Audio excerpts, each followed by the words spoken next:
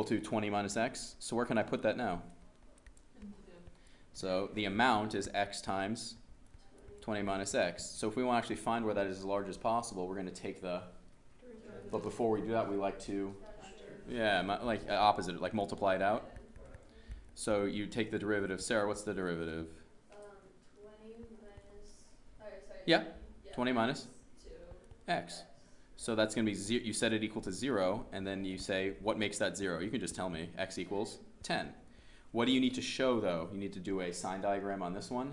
Here's the thing. On this question, if two numbers, non-negative numbers, if two non-negative numbers sum to 20, what's the biggest thing x can be? And what's the smallest thing x can be?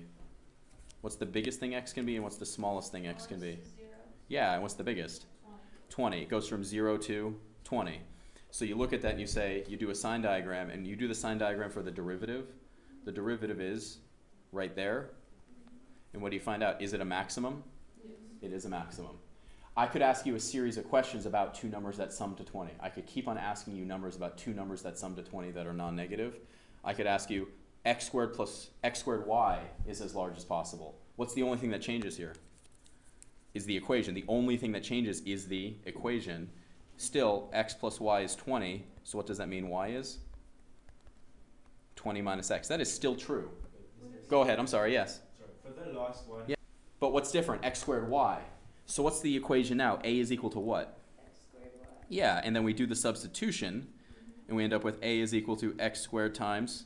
20 minus x. And before we take the derivative, we multiply it out to what, Caleb? What do we get? 20x squared. Yep. Minus x cubed. And then you take the...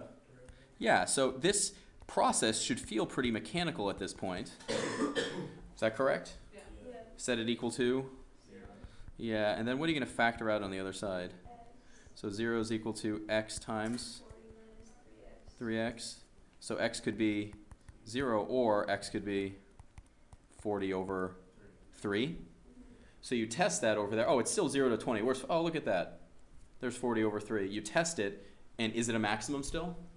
When you test it. I'm leaving the sign charts in here. You can do the sign charts, but I wanted to show you it does agree with what's there. I would prefer you write things as 40 over 3 and not 13 and a third. Why do I prefer that? It's easier to read. It's much easier to read. It's not 13 times a third. If you guys were machines, it would be better. What? I think it's easier to write, personally. I think so. Again, could you do the same thing? Yes. So you know y is equal to 20 minus x.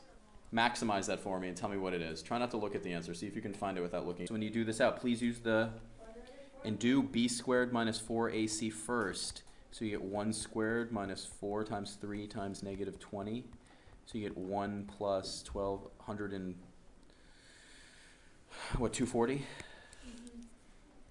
So you get 241. So x is equal to negative 1 plus or minus the square root of 241. all over 6. So you should get two numbers, negative 2.75 and 2.42. 2.42. Here's the thing. Only one of them is between 0 and 20. You didn't put 3 decimals. I didn't, and that was copying it from somewhere else. And yes, you're correct. I'm not going to 3. But do you agree with those two numbers? Yeah. But can negative 2.75 be one of them? No. But you test these, so you test them, and here's the thing. You know it's a minimum, right? You're looking to where it's going to be a minimum or a maximum. A maximum, right? So you know if this is a minimum, is the maximum going to occur there? No. So you test both endpoints. You test both endpoints in the original equation. And what do you end up with? When you plug in 0 for x, you get 400. And when you plug in 20 for x, you get 16,000. Yes, Sarah? Wouldn't the original equation Oh. 0 and 20? The endpoints are when x is 0 and y is 20. That's one endpoint. And what's the other endpoint? When x is 20 and y is 0. Those are the two endpoints right there. So you take both of these and you plug them into, you could plug it into that right there, which is the same thing as just plugging in x equals 0 or 20 into that one. Either case. Okay, so there's one more thing I want to show you here. One more thing I want to show you, which is a setup like this. You could get a question like this. You could get a question like this. You can anchor that bottom left point, but then you could take the top right point and you'd make a different rectangle. So is that rectangle taller? Yes, but is it skinnier?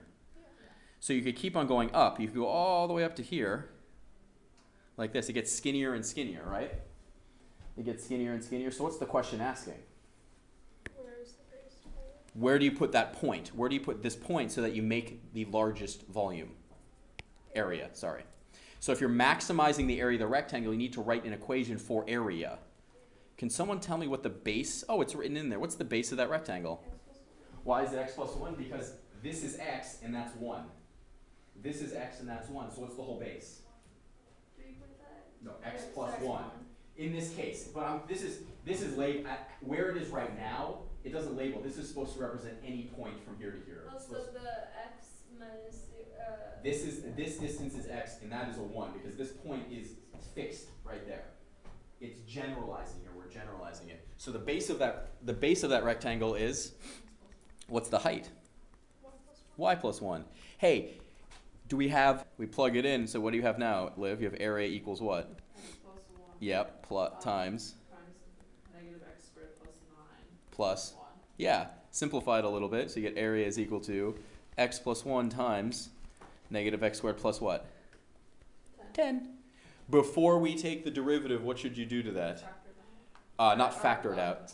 Only one. Yeah, tell me what the derivative is, Mikey.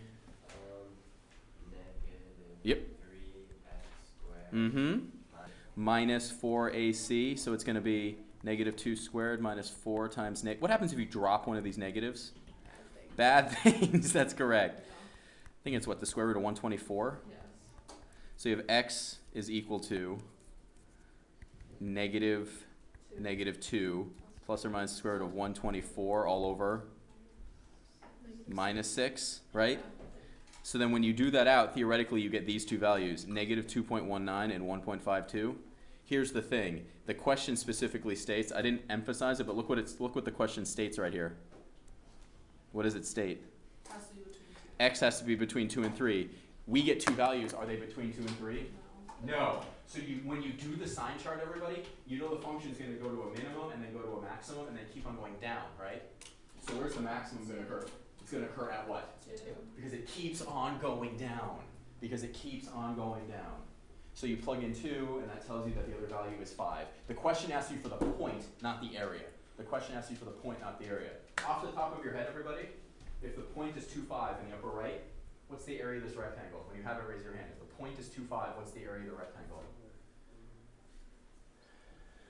What is it? Is it 10? The area of a rectangle. What's the base of this? Just kidding. Do you remember the picture? That was what this thing was. The base is I remember 3. the picture, the base. And the height is 6. Ah. So Yeah. it's 3 by 6. 6. 3 times 6 is? 18. Yes.